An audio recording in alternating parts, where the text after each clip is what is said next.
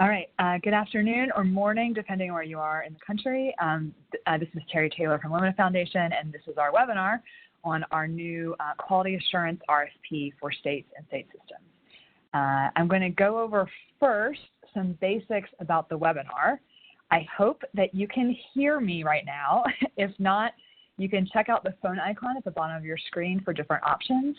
You can also send us a chat if you can't hear. If you want to see the participants or use the chat box, feel free to just open up those windows. You don't have to. We'll be using the chat box and the Q&A function throughout, and so please send us your questions. We will have time for that at the end. And it doesn't matter to us which form you send in. We'll be able to see both.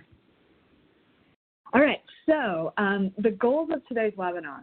First, we're going to give you a little background on Lumina's quality work to date and the work that we hope will come. We're going to share some key insights for our partners at SHIO and NASH that have directly informed this RFP and the directions we hope that applicants will want to take. We'll then get into the RFP itself, and then we'll answer questions. And on the line, you have three of us. We have Deborah Humphreys, our Vice President of Strategic Engagement at Lumina. She also leads our quality portfolio. David Tandberg, the Vice President of Policy Research and Strategic Initiatives at SHIO and the lead author of the report that I mentioned, is on the phone. And then you have me, Terry Taylor, Strategy Director for Post-Secondary Finance at Lumina. Deborah, I'm going to turn it over to you to give background on Lumina now. Thank you very much, Terry, and thank you all for joining us today. We're really excited to welcome you and to share with you some of the ideas that we have and to answer any questions you have about this opportunity that we have issued. I also want to thank my colleagues, both David and Terry, but also Gretchen Siverode and Ashley Clark, who are colleagues here at Lumina, all of whom contributed to putting together this RFP. So I'm just going to start with some high-level articulation of how Lumina is thinking about this and what sort of the why and the how of Lumina's interest in quality assurance and quality improvement generally. And then as we move along, others will get into the specifics of what kind of research we did that shaped this RFP, and then the details of the RFP itself. So many of you know that for quite some time, Lumina has been focused on increasing attainment rates in America in order to meet talent demands, and particularly to do so in an equitable way. But we also, in addition to increasing those attainment rates, want to make sure that all of those credentials that we are pushing more and more people to attain are of high quality. And in order for that to happen, it's our sense that we really need what I would call a contemporary system of quality assurance. We have had a system of quality assurance for a while, but a lot has changed, as you all know, in how people go to college and what they need to get out of it. And we need a quality assurance system that is aligned to that. So we can go to the next slide. So I think many of you know that Lumina is a little more than halfway through our current strategic plan, and that when we launched the strategic plan, we identified a set of 5 different priorities we thought were really, really important for the nation to be working on if we were going to get to this goal of increasing attainment of high-quality credentials. You'll see what these 5 are on this slide, and this RFP is basically part of our advancing the 5th priority for action, which is developing more effective systems through which we can assure and improve the quality of credentials. Now, why did we think we needed to work on this? What was wrong? What is the problem we're trying to solve? I think one of the things we felt in looking at the current system is that it wasn't as effective. It's not that it was doing nothing, but it wasn't as effective as it needed to be because of 3 major sort of misalignments. The first and probably the most important is a lot of the systems we use to assure quality or to improve quality are not aligned with who today's students are and how exactly they are accessing post-secondary educational providers and degree programs. The second alignment is we didn't actually feel that our quality assurance frameworks were fully aligned with today's economy and society and what post-secondary credentials really need to provide to people to help people succeed in that economy and society, and not just to get a job, but to thrive in the current environment. And then the third misalignment was we felt like there was some misalignment and some confusion about who does what. There are obviously a lot of people and institutions and structures in place in our system that are set up to assure the quality of credentials or to drive improvement of credentials, but we weren't sure that all of those various systems were aligned one to another. So there's obviously a role for the federal government, there's obviously a role for the states and state systems, and there's a role for accrediting organizations, and there's a role for individual institutions. And it was our sense that the more we could have all of those actors acting in tandem, in collaboration, and in alignment, the more effective the system would be. So Terry, you can move to the next slide. So obviously one of the things we're very aware of is that you really can't develop a system of high-quality credentials if you don't know what a high-quality credential is, and you have to sort of define it. Lumina has for a while had this very high-level definition, which I have described at other times as elegant and simple to explain, but somewhat difficult to operationalize. So you'll see that for us, we think high-quality credentials have at a minimum to reach this bar of these three elements. They need to have clear and transparent learning outcomes, and the achievement of those outcomes need to be tied to building employability skills that will lead to success in the workplace, and that they need to enable learners to engage in continuous learning, given the reality that today's economy and today's society is not going to demand over time exactly the same skill set, that it's very dynamic and that the changes in demands continue to change rather rapidly. Now, I will say that we are in the process of kind of adding meat to the bones of this particular high-quality credential, and I'll talk about that in a moment. You can go to the next slide, Terry.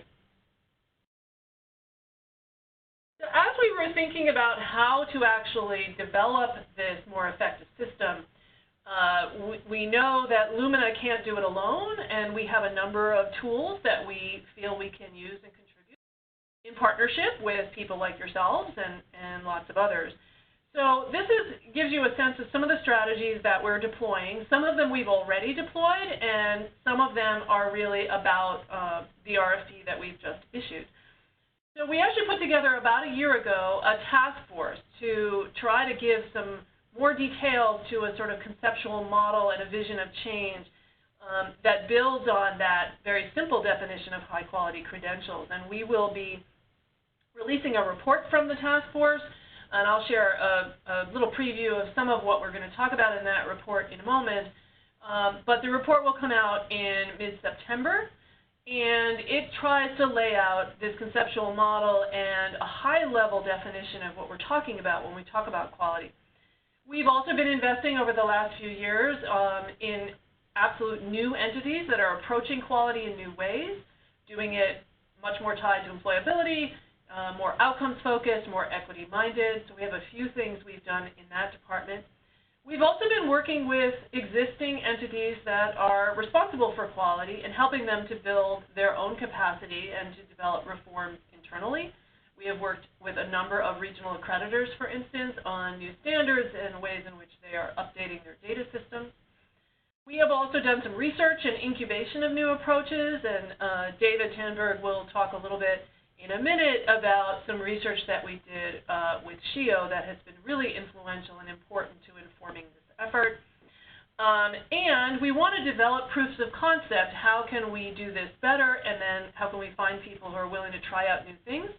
And then shine a bright spotlight on those that are really effective at driving improvements.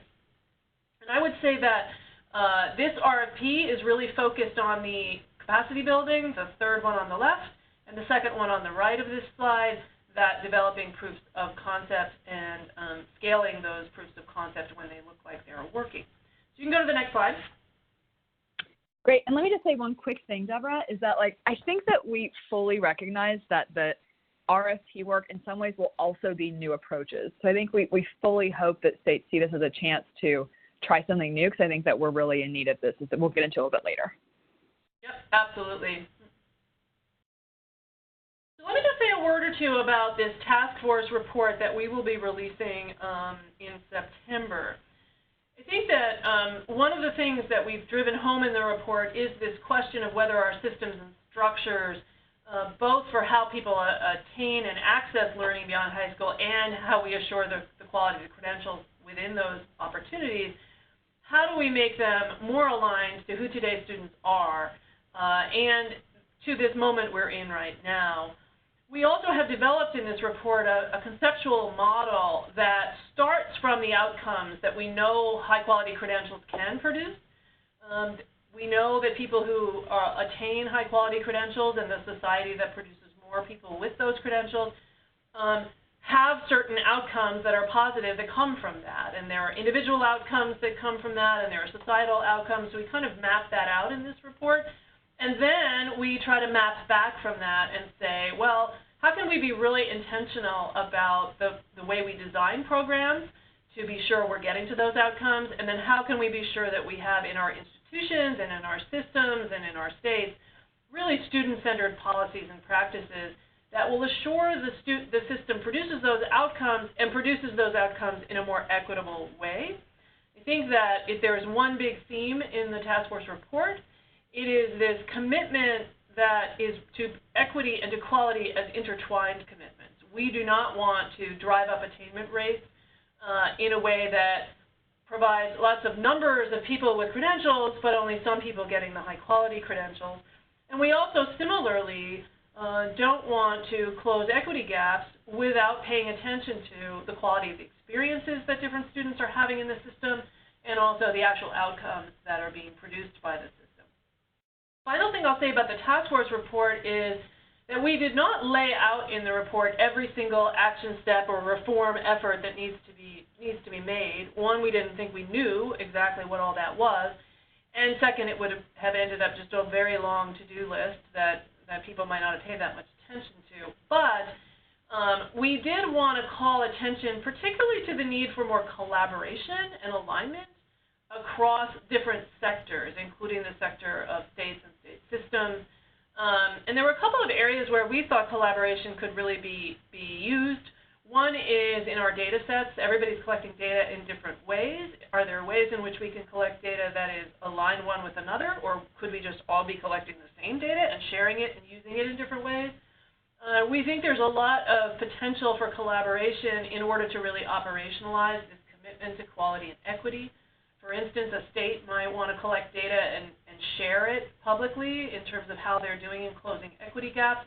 But ultimately, institutions then have to collaborate with their systems and with their state policymakers to figure out what to do about those gaps and how to close those gaps. We spend quite a bit of time in the report talking about the complexities of today's credentialing system, in which there are lots of different kinds of pathways to credentials and to and among credentials. And so we think there's a lot of potential for collaboration to build more seamless pathways, not just from K-12 to 2-year to 4-year, but in and across these different credentialing opportunities. We're very aware, and in some of your states more than others, you are faced with difficult shifts in the institutional, the sort of overview and makeup of the institutions in your system based on demographic changes, business model challenges, and so forth. As you all know, we've experienced some high-profile closures of institutions, and students have been hurt by those.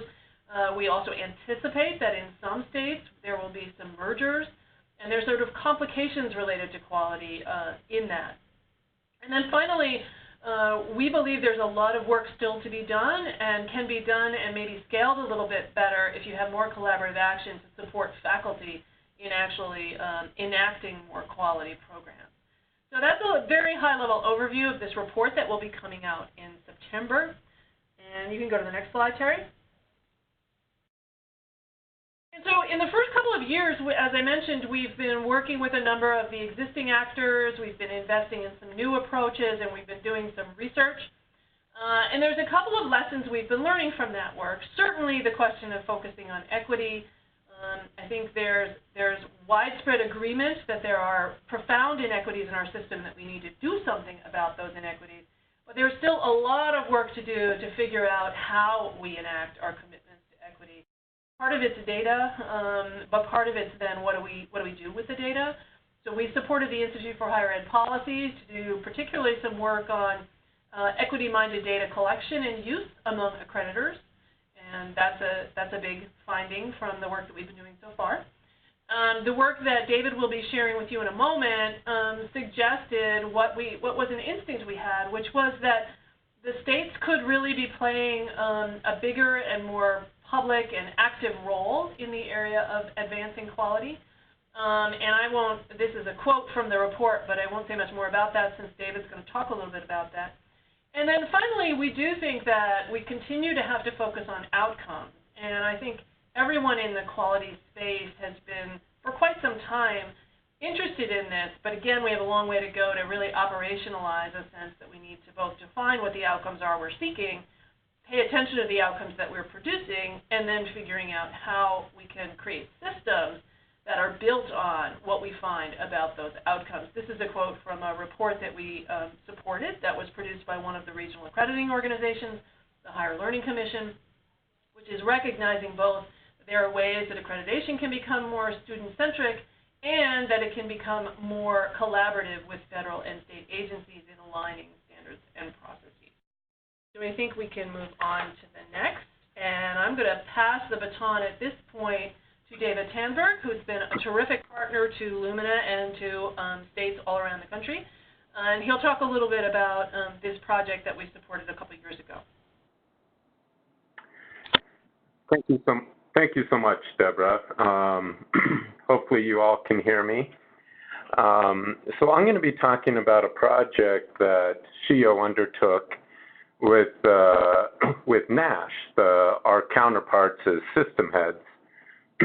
This project was funded by Lumina Foundation, and I'll say that Deborah and Terry were tight collaborators throughout the project, and so they should also be acknowledged for the role that they played, not just as funders, but as thought partners. So this project was motivated by the 3 research questions that you can now see on your screen. And I'll say at a high level, we weren't endeavoring to find out what the right way might be for states and systems to engage the question of quality assurance and quality improvement.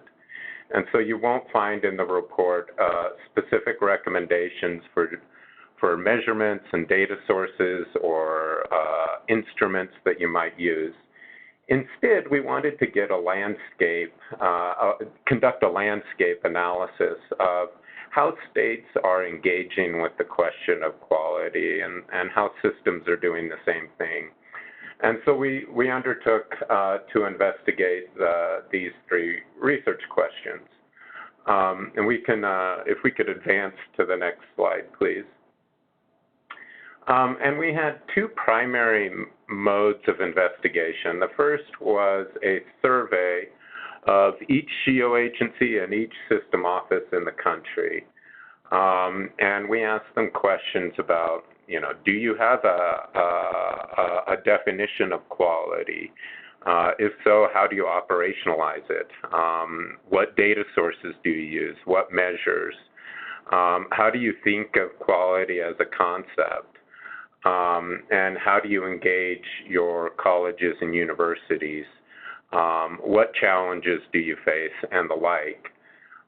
We then transitioned to a qualitative investigation where we interviewed a variety of system offices and coordinating or planning agencies with a few representatives from each, and asked more in-depth questions where we could get some conversation going using a semi-structured interview protocol.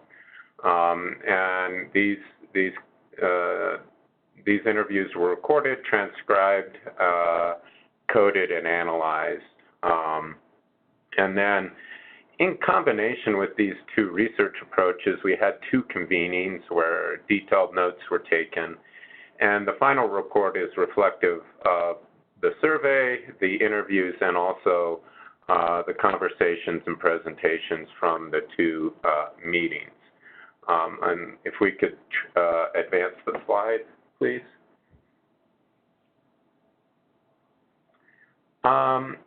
And so I won't go into all the details from the report. You can look at the report, and I'll post a link to it in a bit. It was also in the RFP. Instead, I'll highlight a few findings in the report. There's lots of tables, charts, quotes, and the like. But not surprisingly, the landscape of how states and systems engage with quality is very variable. And it's, we find that quality, while it may be thought of in conceptual terms, is not often defined. And where it's defined, it's not often operationalized or measured. And so, you know, a few example quotes you'll see on the screen. I think the final one was reflective of quite a few state offices and system offices where they don't necessarily have a definition, but they engage with the idea of quality in a variety of ways. These ways may not be tied together or linked, but when respondents were pushed, they would say, well, yeah, we do care about graduation rates, and that could be a measure of quality, or we do link our data system to employment outcomes. And so they hadn't always lumped all of their efforts underneath the umbrella of quality assurance and improvement, but when nudged, they saw the linkages. Even if they didn't have a definition, and even if they did have a definition, they didn't necessarily operationalize the definition. So if we could advance, please, the slide. We find that people care about quality. It's not necessarily the top priority, but it's up there. We also found that there's mixed feelings regarding the satisfaction, but still, the folks tend to be somewhat satisfied, even though when discussed in more detail, they felt like they could do a better job of engaging with their institutions around the idea of quality, and particularly when it came from the idea of indicators of quality that lead to campus-level change. And I think that's where most state offices and system offices felt there was a disconnect, which was from whatever measures and efforts they were taking around quality, and then any campus-level change, that they felt like they may be providing statistics, measures, discussions of quality, but they didn't necessarily see response at the campuses and weren't sure how they might engage the campuses, what policies, practices, procedures they may implement that might cause improvement in campus-level outcomes. So that may be a clear area for continued work. If we could advance to the next slide, please. We make a number of high-level recommendations. And again, this wasn't an effort to identify particular practices, measures, instruments, and the like. Instead, we were more making recommendations at the high level. And so you can see here, we think that broader discussion in and among state agencies and system offices in regards to the idea and definition and concept of quality would be helpful. Within the state and across states, we felt like a conversation around what is the state's role and interest and appropriate level of engagement with educational quality. There was wide disagreement as to what the state's role might be. We at SHIO see a clear interest. However, that's not shared nationwide. Best practices, clearly there we need more research into what might work and the validity of different ways of measuring quality, particularly at the state level. As things are aggregated, you can sometimes lose precision and accuracy, and so we need to be careful there. Number 4, we see this as a critical tool in the quality assurance toolbox, both program review and state authorization.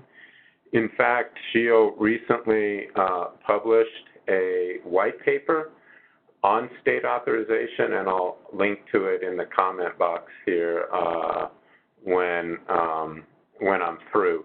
Program review and state authorization are ways that states directly touch institutions and collect data, assurances, and metrics, and therefore may be oriented towards quality assurance and improvement if approached appropriately.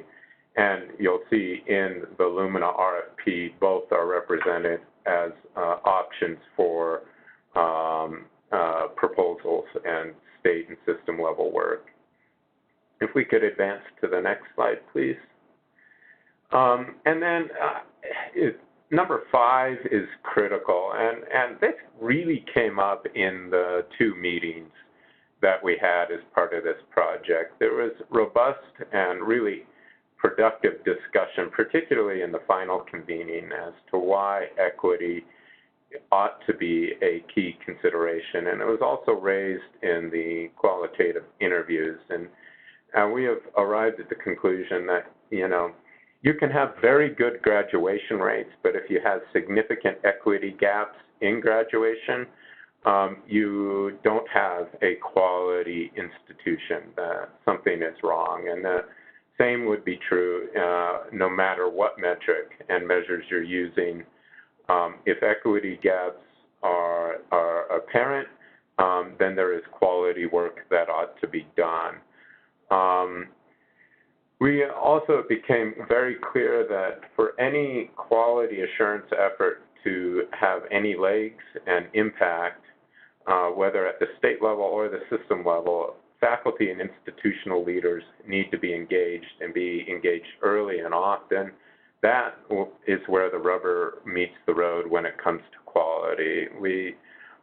Instruction, curricular design, program design are all the purview of the faculty and institutional leaders, and therefore, if we're going to see improvements in quality, they need to be engaged.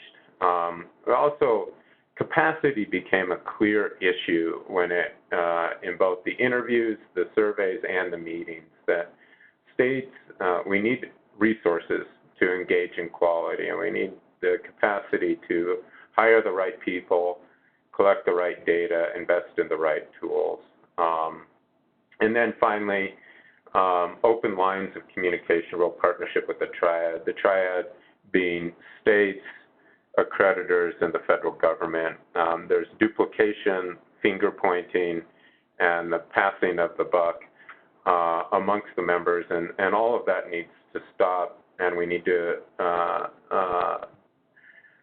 find and implement ways of increasing communication and partnership amongst the triad. And I believe that is my final slide. So why don't we advance to the next slide? And I will mute myself. Great. Thanks, David. You and Deborah may need to unmute yourselves as questions come in. And by the way, I've got a couple already, and I'll actually answer a couple of them as I'm explaining the RFP itself. So this is Terry again. And so I'm just going to go over some of the RFP basics. One, the RFP is open right now. A little bit unusually for Lumina. It's a little bit different than some of Lumina's past RFPs, in part because, to be honest, we're not exactly sure what we're going to get. We were thrilled and somewhat surprised to get such interest in this webinar. And so So questions about like what's the most likely grant, we don't know because we're not sure. We tried to make this open enough that states could see themselves in the process. So we're going to keep it open through September 25th, 2019. We encourage you to reach out to us soon, letting us know about your interest. At the end of this webinar, there'll be a very brief survey that just asks, are you planning to submit something? Are you interested in submitting something? That will help us figure out how best to shepherd the process along. We're only going to give one award per state. However, some of you may have applied for Adult Promise last year, which I also oversaw. In a couple of cases, we got 2 applications from different agencies within the same state. And what we did is we just made them aware of each other. And if we invited a formal application, we asked that those states, that those agencies work together on a proposal. And so that's, so you can coordinate ahead of time, but also we can help make those connections afterwards. There are several types of eligible entities you can see here. It can be a state agency, it can be a state system, it can be a group, or any other combination. You can definitely pull in community members if you would like, but the lead sort of applicant needs to be sort of a state level entity. There are 2 kinds of grants, design grants, implementation grants. Again, I mentioned that this is supposed to be new work at helping states take some of the reports that we've seen about the state role in quality assurance and help them move into some testing of new ideas with some resources to do that. Design grants are for those states that are kind of interested but not, maybe haven't already done all the groundwork to really move into things. So they want to take about a year to convene people, to gather data, to think about, building an agenda. That's sort of what those design grants are for. And the implementation grants are for those states that may already have a dashboard. Maybe they already have some initial good practices on, state authorization or something, and they want to actually move not just into thinking about what to do, but actually implementing those. So those are a bit longer, they're a bit more money, and again, there's no perfect proposal that we would be like. I think that we care much more about the ideas than about like what kind of grant at what funding level. Getting into the selection criteria, for all applications, we want to see attention to the link between quality and equity, as both David and Deborah mentioned. This is, by the way, the link with equity is something that Lumina always mentions. And when we say equity, we mean students of color, so particularly thinking about Black students, Latino students, and Native American students. We also want to see collaboration and coordination. David mentioned the triad, and I think that we want to make this not just states doing good work for the sake of states, but also states being poised to be more full partners in the triad and to be an active part of all those conversations. And the last thing, so these focus areas are probably the most important place here, and this was our attempt to try and articulate the opportunities we see for states to move. And so you need to choose at least one of these. You may choose more than one, and the original list of 6 may not be, we may be open to other ideas as well. So a lot of these, again, are not just about data, but about the use of data to make certain decisions. So that could be reform, program review, and approval. I think one thing that David's work has underscored is that states have authority. They may not be exercising it as robustly as they could. And so this is not about shutting down institutions. It's rather thinking about how to connect state-level workforce outcomes, what it means to have a quality education, what it means to deliver high-quality credentials, as Deborah mentioned, and add that into a program review and approval process. It can be expanded transparency and accountability models. This is sort of the dashboards piece. It can be how to connect attention to quality to things like outcomes-based funding, other existing state policy levers to increase attainment. This is also a good place for me to mention, many of you already work with Lumina in different ways, and we hope that you will see this not as a standalone siloed project, but as an opportunity to like enhance how quality is thought and considered in this sort of existing state policy frameworks. It could involve updated financial indicators and triggers that sort of help figure out if you have struggling institutions. It could be publics, it could be nonprofit privates, it could even be for-profits. Like, how are you as a state looking at that and trying not to just be in a reactive mode, but also to anticipate to help institutions work through challenges rather than get into this precipitous closure situation. This could be enhanced consumer protection approaches. Again, that's sort of related to this authority states already have. How can that be in service of students? And improved institutional authorization processes. So that's, again, related to the state authorization process. And again, like, this is not necessarily an exclusive list. These are just some concrete things that we wanted to see, partly because we've learned that the word quality can mean different things. And so we were trying to be clear about what kinds of things we hope to see in applications. All right, so a couple of other things. Rules of thumb for use of funds. The text in green is, this seems like a good use of funds for us based on Lumina's typical grant-making parameters, and the red is what we can't use funds for. I'll start with the red side. So Lumina, as a private foundation, cannot directly support lobbying. By that I mean having a particular view on a specific piece of legislation. And so we know that state agencies and systems work with their legislators and governors all the time. We hope this can involve educational efforts, but this can't involve passing bills and that kind of thing. We also don't, and Lumina does not provide direct financial support. So scholarships, that kind of stuff, Lumina doesn't directly fund. And we also don't want to see this solely about hiring consultants. Deborah mentioned before, we want to help build capacity. Consultants can be part of that, but we don't only want to see the funds being used to hire somebody else. They can be used in a lot of different ways. You could make new hires. You could have consultants sort of as an addition rather than the primary leader. It could be about educating stakeholders the way that I mentioned, building partnerships, like sometimes giving folks some pizza and a well-structured meeting can really move work forward. So you can use the funds for that kind of thing. Creating new data sets or dashboards. Sometimes data collection or data analysis can be hard to find time for, and we know that states and systems are sitting on a lot of data. And again, we're wondering, how do you move from having the data to using it to make good choices in service of your public systems, your students, and your states? You can also provide subgrants to other agencies or public institutions. Again, this may help with the collaboration piece. All right, this is the last slide, and then we're going to go to questions. Just the process. So again, now September 25th, you can submit a letter of intent to qualityfund@luminafoundation.org. It's a dedicated email box. You can also send questions. We welcome questions, so please feel free to do that. So you send us a pretty basic letter. It really shouldn't be more than 3 single-space pages. Let us know what kind of a grant you're looking for, why it's the right time.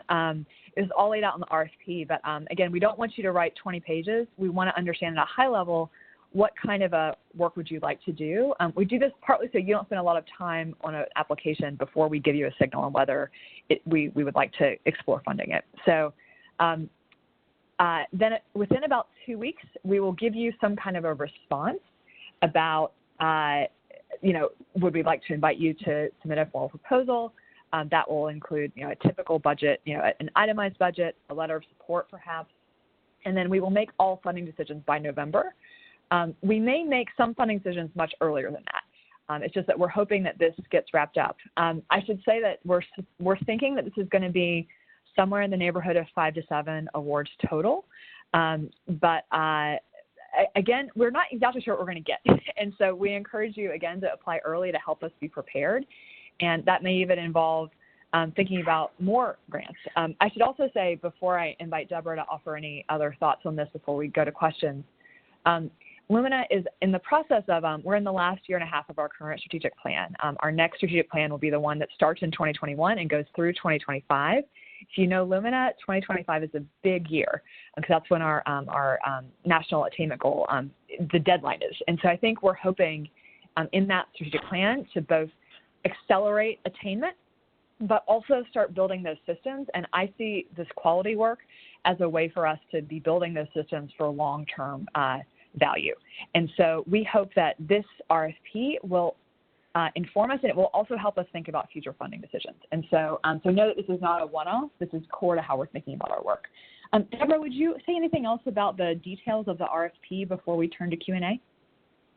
No, I think the only thing that I would say is that the total number of awards we are likely to make will in some degree be determined by both the quality of the proposals we get, but also how many we get in the different categories. If we end up with a lot of people who want to do smaller design grants, then obviously we will have a bigger pool of money to work with, and we can fund more of those. So we have in our mind that it would be between 5 and 10, but it could be more than that. I doubt it would be more than 15 or 20, but we'll see what we get. And I just want to reinforce Terry's point about being willing to answer questions. If you have something that you're interested in doing, but you're just not sure if it really fits within this broad parameter that we've put out, don't hesitate to write to that email address with a question, and we'll be happy to do our best to answer it. Great. Thank you, Deborah. David, the first question is actually for you. From your research, did you gain a sense of what states identified as the major obstacles when they were defining quality?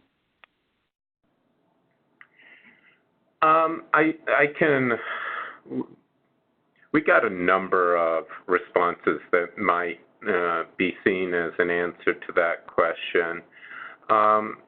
One is, I would say, fairly obvious, and it's the complexity of the institutions and their missions, and the higher education enterprise itself. And the complexity makes it difficult to arrive at a single definition of quality.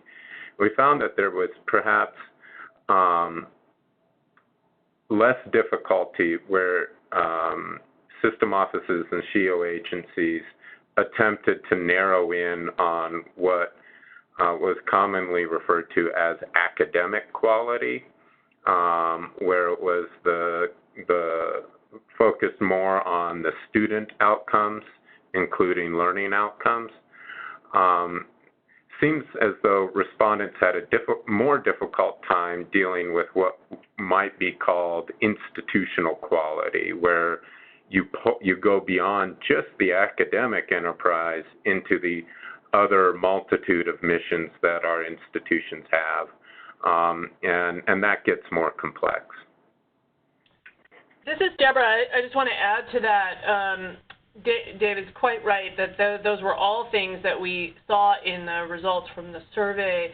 I think in some of the qualitative conversations we've had and in the convenings we've had, it's also become very clear that obviously defining quality at, say, a program level, what are the design elements, what are the outcomes of a specific program, is the program, does it define its learning outcomes well, does it have any way of telling whether its graduates actually reach those outcomes? That's a set of criteria that you can look at. But we also found, and I think people struggle with, the idea that you can have a very high-quality program, but it's a different question for, say, a SHIO to say, do I have a quality system in the state of Mississippi, and how would I define that? And it's not simply a cumulative effort of each of the programs is doing all the things it needs to do, but it may also have to do with having conversations about what the priorities in a state are. Do I have the right mix of institutions serving the students we currently have? Do we have a set of institutions that is equipped to, for instance, accelerate completion rates and success among adult students or among particular groups of students who we have not served well in the past? Is there a system alignment with the changing nature of our economy and where jobs are? So there are so many dimensions to quality that it's not surprising that it's challenging to define it at different levels. So I think that's an important component. We're not imagining that this RFP process would define quality in every possible way, but we are trying to push states to think about themselves as drivers of improvement of quality and also holders of a particular approach to quality at the state level that would begin to look at those questions. And if I could jump in real quick too, I think Deborah articulates kind of the position that we have at SHIO very well, that there needs to be entities that look across programs and across institutions, that there's a summative there are summative outcomes that matter, and that if they're not looked at from that high level across the different entities, we will lose something. And that's very fundamental to the idea of engaging quality from the perspective of the state and the system. That summative approach across different offerings and across different institutions. As a faculty member, I examined quality from the perspective of the individual courses that I taught, and then for the design of the program that I was within.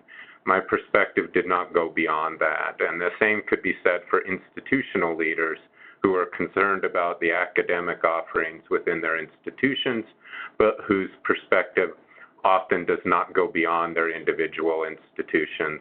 And that's where the state and system officers come in. And that it's a difficult position to operate from, but one that I would argue is critical. So thank you for that, Deborah. Great. So Deborah and David, I'm going to ask that you guys think about brevity in future questions. So we actually have several questions now. That was a wonderful, enough, Terry. back and forth. But some people want to know what to put in the letter. I should also say, one thing I forgot to say is that this RFP is not our only way of engaging states, and interest in this RFP will also help us think through, do we want to convene states? Do we want to provide other supports even if we don't give grants? And so, and the interest in this webinar is making us think we should think about some of that harder. So the next question, I'm going to turn back to Ashley. So at this early stage, do you all think a proposal from one public institution system in a state where there might be a few public institution systems will be competitive? I'm happy to take this one. I think yes, we would be happy. We are very aware that in some larger states there are multiple systems, and we definitely would entertain proposals. We're not assuming that you'd have to have every single system in a really large state together on a proposal in order for it to be successful. That said, I do not think that we are interested, at least in this RFP, in funding individual institutional efforts. So it would have to be at least the system level, but it doesn't have to be every single system in a particularly large state. Yeah, I mean, like, we're a foundation. We care about scale. We especially care about scale right now. And so I think that if it was only one system, it would probably make it more competitive if you could speak to how you might be a laboratory or how you might, like, develop some lessons that could spread to the state. Like, those kinds of things, I think, are helpful for us, particularly in a competitive process. But certainly, again, it's not, there's lots of ways to succeed in this RFP. Ashley, one more question on technicalities, and I'm going to get into some content questions about the specific areas of focus.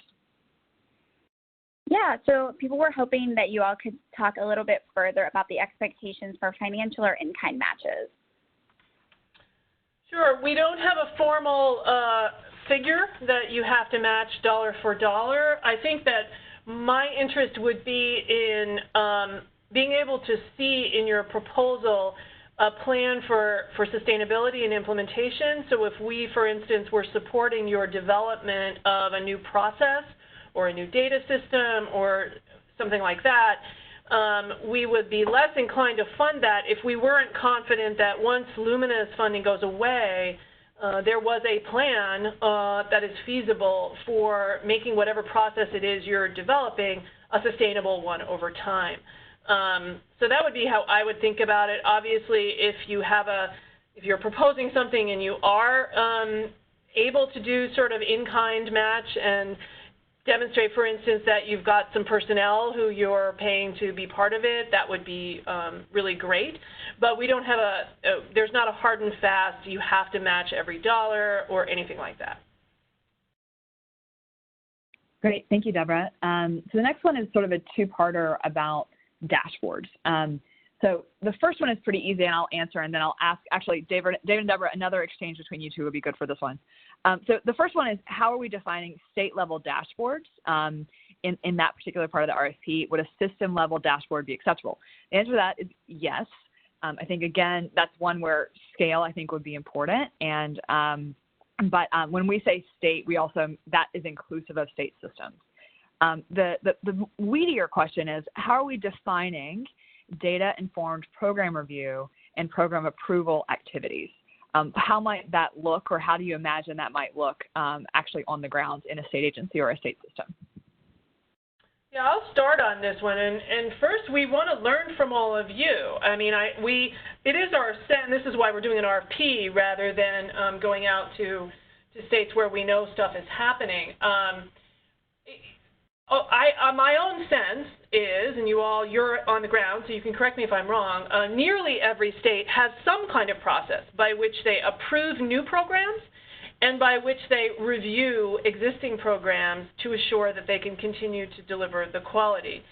But our sense is that it's all over the map in terms of how rigorous that process is, what data is or isn't used. Some states have rather elaborate requirements for particularly new programs who have to submit all kinds of information about, for instance, the market for a particular program. Is there interest?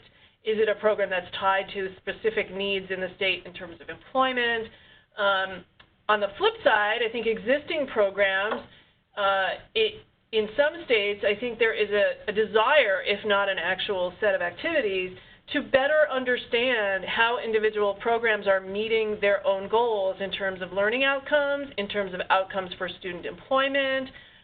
There's a whole host of available tools that you can use to look at the actual educational experience and the assessment of learning outcomes within a program. Any and all of that could be fed into a program review process. We are interested really in this RFP in learning more about both what's possible, what's being done, and also some of the challenges in making those kinds of data points useful and feasible, because obviously you want it not only to be relevant, but you want it to be sustainable. And some of the data that you might want to be collecting is just potentially too onerous to do at a state level. So we're open to all ideas on that, but that just gives you a sense of some of what we've been thinking about. David, would you add any others that came up in the survey results? No, you really hit on the top ones, which are particularly during the program review process, asking them to identify learning and quality outcomes, how those learning and quality outcomes would be assessed, and then in the re-review of the programs, asking for those results so that they can be reviewed by the state or system office were some of the ideas that we had, but are very open for innovation and learning through this process. And I will take a moderator's privilege and offer one addition to what both of you said. I think we also see a real opportunity for figuring out indicators that different levels of program review could all speak the same language, sing the same song, if you will. So it may be that the state really shouldn't be meddling in institution-level program review, but you could have a place where the state can have confidence that some state-level quality interests are being, like equity, for example, and equitable outcomes, is also being considered. And I think that the state-level action there is just sort of figuring out what are the types of things that these different actors are looking at. The same is true, by the way, across state agencies. Many states have Department of Labor that may look at non-degree credentials, while their Department of Higher Ed looks at traditional higher education. Is there a way for some of those systems to think about similar indicators in their dashboards that could help everybody be singing from the same song sheet? We have an easy one, but actually the answer is on this slide that I put up, but I'll let Ashley go back. Yeah, so can you all talk about the length of time for the grants, and maybe, there are two different lengths of time, so what is the difference between the two? I will start, and then Deborah, feel free to weigh in. I think when it comes to design, we do not want people to be stuck in a design process forever talking about what they might do. I think to borrow an analogy from Rob Anderson of SHIO, we've had people writing recipes, and by which I mean white papers and plans for a long time, and we want people to cook with this RFP. So design grants are supposed to take a beat to make your plan, but we don't want it to go out more than 12 months. Implementation, we know, takes a little bit longer, and you got to bring people along. I think especially for this sort of brave new world that this may be for some folks. So I think we expect that may take a bit longer. So I think what we want most from the applicants is that they are realistic about how much time they think it will take to reasonably accomplish the components of what they're proposing to do. Deborah, would you say anything about like the length of time that we are like more or less interested in seeing? No, I think you articulated it well. I mean, the more important thing is for us when we evaluate, is what you're proposing something that can feasibly be done in the period of time that you're articulating? And I think we likely, because of where we are in the cycle of our funding, we are unlikely to do anything longer than 2 years. I think we'd like to seed some work, so we would be really happy if we had a bunch of grants in the year category and then some others in the maybe 1 to 2 year category. But we really encourage people to be realistic and say, this is what we want to do, and here's what I think I can do in this amount of time. So that's all. There's no requirement that we have, 5 this way and 6 that way. Great. And so I'm going to see if anybody has any more questions, but I think that we might, oh, there is one. Okay, there's one more. And again, if you have any questions, now is the time to ask them or forever hold your peace until you email us. Yeah, so building off of what you all were just talking about, if someone applies for a design grant, will there be a later opportunity for an implementation grant? Should people apply for both at once? What would that look like? Yeah, I can handle this one. Do not apply for both at once. I mean, I would just decide where are you in the arc of change around these issues, and apply for one versus the other. I can't promise that we will do another round of this in which we take those who have done design grants and then give you follow-on implementation grants. This is the first time we've done anything like this, so I think we are going to need a little bit of time in the next year or so to figure out sort of how this goes and which of those design grants really end up doing work that you or yourselves assess as really valuable and might be then scaled up. The other thing that we'll be developing over the next year, as Terry mentioned, is our next strategic plan. And so to the extent that we build into that next strategic plan a commitment to quality and equity, which I suspect we will, how that gets built in, I'm not sure. So likely, yes, we would be doing additional funding. I don't know whether it would be in exactly the same frame. So I would think more about what you think is really most high priority for you to do right now, if you think this is an important issue in your state, and what you're capable of doing within the next year to 2 years. Great. And the only thing I would add to that is that if you're thinking of applying for both, you're actually thinking about an implementation grant. This isn't to say that you can't have some planning in the grant. It's just you need to articulate that it is possible to actually implement some of these new policies like in the span of what you're proposing. So if you're waiting for a legislative change, if you're waiting for the governor's budget to come out next year, that's the kind of thing that given the short time period, it would be that's a design grant. But if it's like, you want to have a couple of meetings to figure out the agenda and then move into implementation of an idea that you have, then that's possible too. So the last word to the wise that I will offer is that we really request that you stick to the budget ranges we've given you here. It's always hard for us when, and the parameters and that kind of stuff. That way it helps us just be able to, review it for its merits rather than whether or not it complies with what we said. So please try and stay within the parameters that we've given here. I don't see any more questions. Is that right, Ashley? Great. So thank everybody for joining us today. Again, I've recorded this webinar. We will email the recording out to everybody who registered. Please feel free to share it with your colleagues.